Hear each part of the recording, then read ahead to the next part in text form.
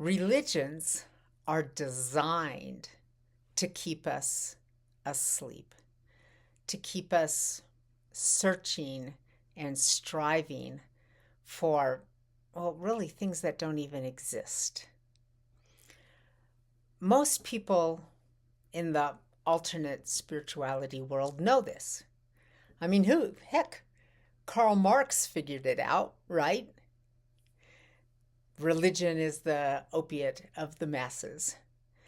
And we kind of rebel against it. But then what happens is people then turn to alternate spirituality and take the same madness along with them, the same steps that are designed to keep us asleep. Why? Why do we do that? Well, it's because it's so deeply, deeply embedded in us. I'd like to point you to a video by Tiokasin Ghost Horse. Search for that next.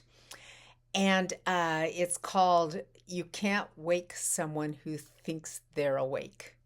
What he really means is you can't wake someone who thinks they're woke, right? You can't awaken someone who is searching for awakening. You can't waken someone who's not really ready to dive deep into why are we asleep at all. And one of the things he talks about is some psychiatric studies that claim that it takes 12 years to teach a child to be reflexive to authority. And by that, it means that you just have a reflex to follow authority. Or, and it's the exact same thing, to strive for authority, to strive for power.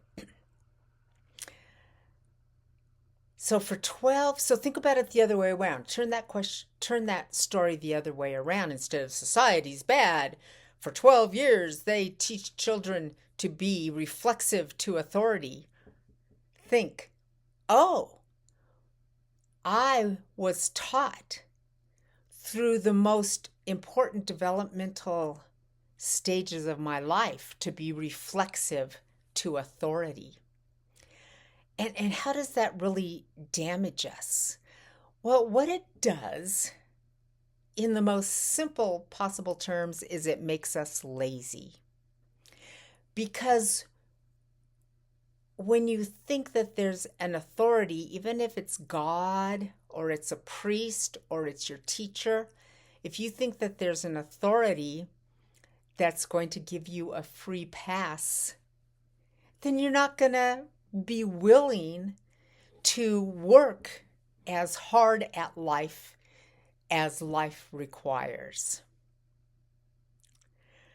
One of the things that native wisdom teachers like Tiokasin Ghost Horse talk about is that living the true path, living the red road, the beauty way, the Zen way, living as an awakened human being is hard.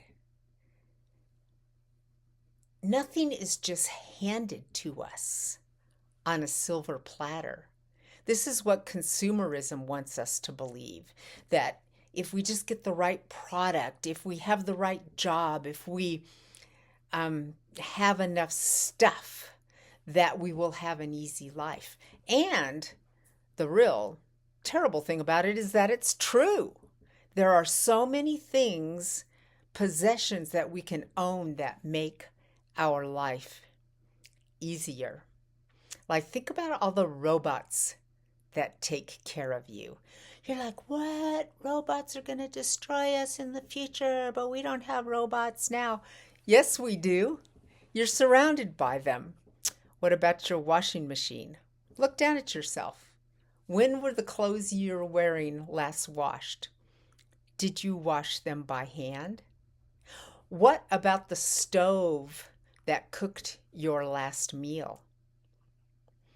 it's basically a robot. It's a thing that does a job. You didn't have to go out and gather wood and start a fire and kill a little rabbit and cook it. Your refrigerator. How much food is in your refrigerator right now? Can you just go open it up, pick something out and eat it? Yes, you can. In a way, that makes you very, very lazy. One other thing that all of our robots do is make it so that we don't have to really cooperate with other people. Like, we think that we're individuals because we have so many robots taking care of us all the time. If you didn't have all this stuff, you didn't have the house you lived in, you didn't have the car that you drive, you would have to be with a whole bunch of other people in order to have a good life. You would have to be part of this living, breathing, thriving tribe that helps each other. That human beings never lived just one guy running out there starting a fire, killing a rabbit and eating it. That's not the way it ever was. But life took every adult to actually be an adult. Everyone to actually do their part and take care of things. So it's not like life has always been this grueling, horrible thing, because it hasn't. But we have been taught to ignore so many things that bring humans together and let all these items of authority take care of us. We expect society to take care of us. And in a lot of ways, society should be taking care of us because we're huge now. There's, 8 billion people. We're not living in little tiny tribes everywhere. So we have to come up with a way that we can live harmoniously and sustainably together the way we are right now. And that right there is the secret to it. There is no authority that's going to tell you how to live. And it feels very scary to take complete charge of your life. Spirituality makes us not have to look directly at this because we always think there's something better.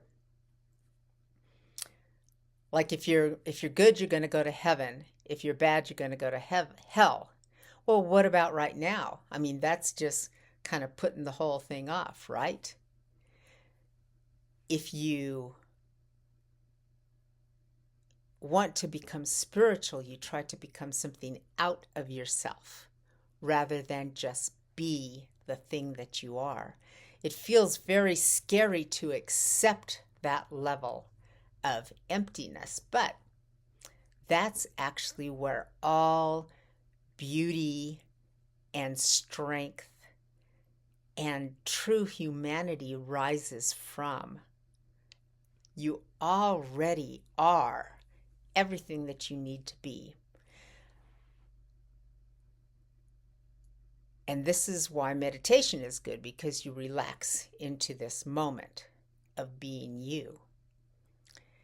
So spirituality and religion is always this carrot that we're going for, rather than what we actually are. That makes you have to take full responsibility for yourself. To the divided mind, that sounds very scary. To the actual human heart, it's coming home.